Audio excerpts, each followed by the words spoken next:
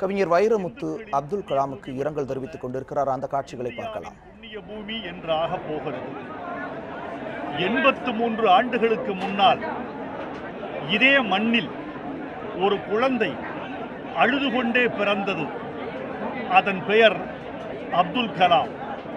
83 ஆண்டுகளுக்கு பின்னால் அதே குழந்தை இந்த மண்ணில் தன் வாழ்வை முடித்துக் கொண்ட பொழுது அந்த குழந்தைக்காக இந்தியாவே அழுகிறது. அந்த மாமனிதனின் புகழ் இந்த மண் உள்ளவரை வாழ வேண்டும்.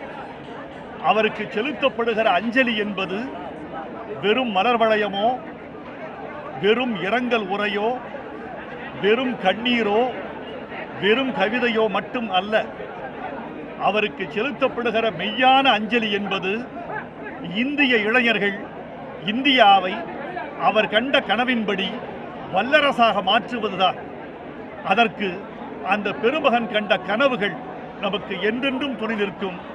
அந்த புண்ணிய மனிதனின் முகத்தை பார்த்த நிறைவில் நான் நெகிழ்ந்து நிற்கிறேன்.